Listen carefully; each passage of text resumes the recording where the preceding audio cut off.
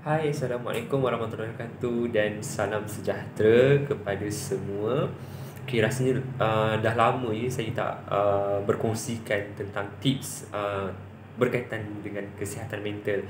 Okay, so hari ini saya nak share macam mana kita nak kesan ataupun macam mana kita nak sedar bahawa kita ataupun kenalan-kenalan rapat yang berada di sekeliling kita mempunyai masalah emosi ataupun tidak. Okey, masalah emosi ni termasuklah masalah psikologi dan seumpama dengannya. Baik, seperti yang dikongsikan oleh Public Health Malaysia, okey, ada beberapa simptom, okey, untuk kita nak kesan sama ada kita ini ada masalah emosi slash psikologi ataupun tidak. Yang pertama, kita berhibernasi di atas katil. Okey, berhibernasi ni maksudnya apa? Okay, sama ada kita malas nak bangun, okay, kita rasa kita nak tidur sepanjang masa. Okay, ada orang macam tu. Bila waktu pagi dia rasa malas sangat nak bangun, malas sangat nak bangun mandi, ataupun bila dia bangun dia rasa nak tidur balik sepanjang hari ataupun berhari-hari. Okay, itu simptom yang pertama. Simptom yang kedua, okay, dia seseorang ni, individu ni suka menyendiri. Okay, dia suka menyendiri atas alasan apa sekalipun.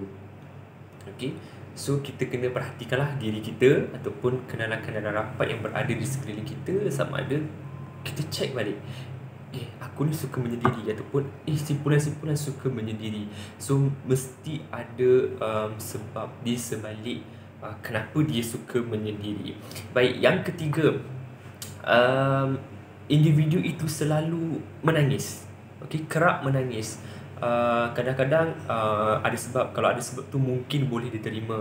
Okay, ini yang tidak ada sebab, tiba-tiba sahaja menangis. Bila kita tanya, kenapa kau menangis, kenapa awak menangis, tak tahu, aku tak tahu, tiba-tiba sahaja menangis.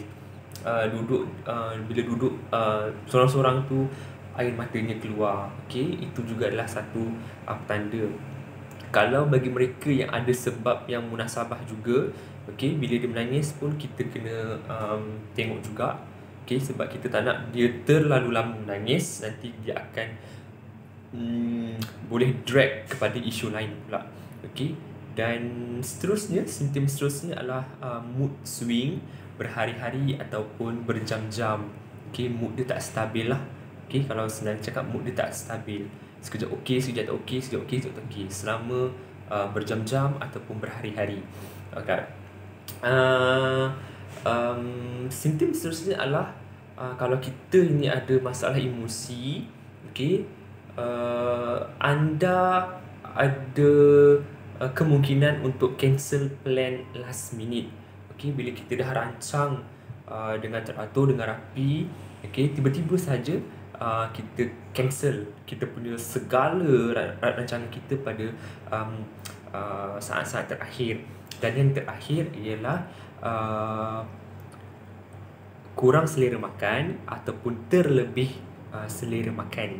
Ini juga adalah petanda ataupun simptom seseorang itu mempunyai masalah emosi ataupun masalah emosi lah. So jangan kita rasa macam kita, aku tak ada selera makan, aku yang diet tu lain cerita lah. Okay, ini yang tidak ada diet ataupun tidak ada apa-apa perancangan terhadap dirinya. Okay, so kita kena pastikan orang di sekeliling kita ataupun diri kita sendiri, okay, adakah kita ada simptom-simptom yang disebutkan tadi. Baik, bagaimana kalau kita tak rawat ataupun bagaimana kalau kita tak cakna terhadap simptom-simptom yang ada tadi tu.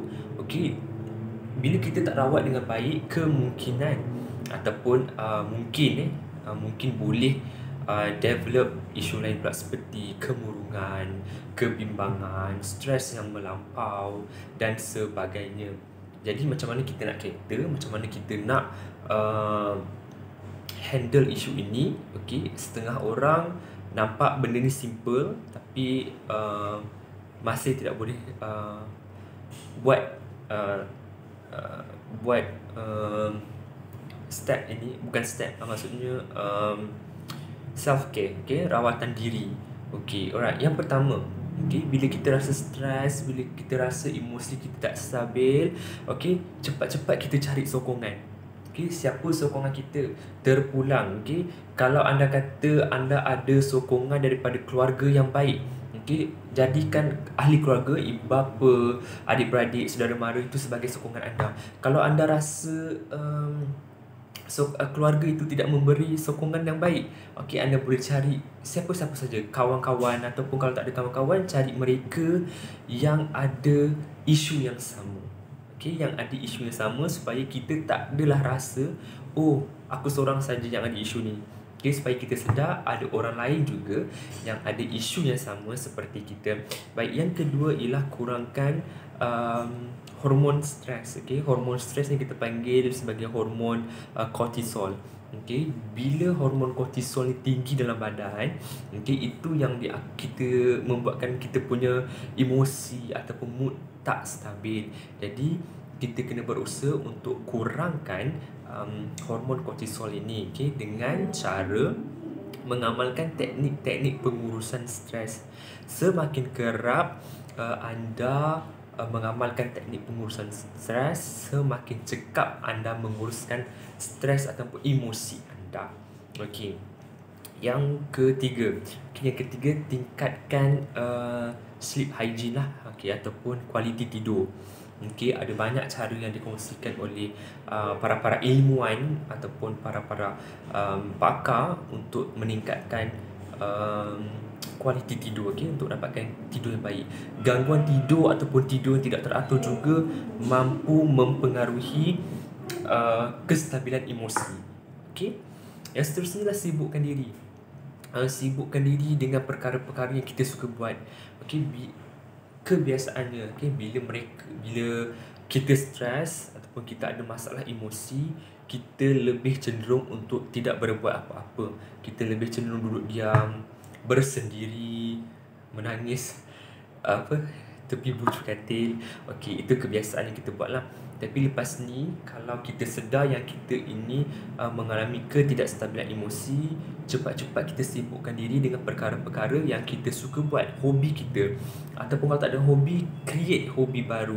Okay, sekarang ni dalam waktu PKP ni, ramai yang buat gardening lah, okay, memasak dan sebagainya, melukis, mengait, apa-apa sahaja perkara yang anda suka buat. Okay, setiap daripada kita ni mesti ada satu perkara ataupun banyak perkara yang kita suka buat pada waktu lapang.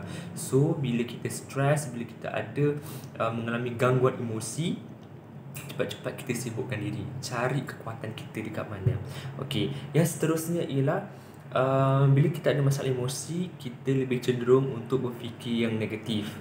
Okey, macam-macam lah, untuk cudurkan diri, untuk membalas dendam, pukul orang, atau tak semestinya itu. Mungkin ada kita nak ambil tengok TV lama-lama ke, nak ambil makan banyak-banyak ke, itu juga adalah salah satu perkara yang boleh membahayakan tubuh badan kita. So bila kita mengalami masalah emosi, okay, kalau boleh praktis dan belajar cara untuk menghentikan ataupun mengurangkan fikiran-fikiran negatif. Semakin lama kita berfikir benda-benda negatif, semakin banyak kita berfikir benda-benda negatif, itulah yang akan mempengaruhi tubuh badan kita, itulah yang akan mempengaruhi hormon-hormon yang ada dalam badan kita. Okay, untuk dan itu akan meningkatkan lagi ataupun memudaratkan lagi kita punya masalah emosi. Dan yang terakhir ialah kita cipta kita punya wellness toolbox, okay? Kotak kesihatan kita. Dia macam ala-ala first aid kit gitu kan. Okay, macam mana bila kita stres, okay, kita dah ada dalam kepala, bila stres kita nak buat ni. Okay, ada orang stres dia mandi air panas, ada orang stres dia melukis, mendengar muzik, melancong. So sekarang ni tak boleh melancong lagi lah, maknanya tengok pemandangan di luar rumah ke, pergi tasik, taman permainan. Terpulang mengikut kesesuaian diri masing-masing. Okay, kalau anda sesuai buat itu, buatlah itu. Kalau anda sesuai buat ini, buat ini. Okay, So terpulang, okay, masing-masing ada cara masing-masing.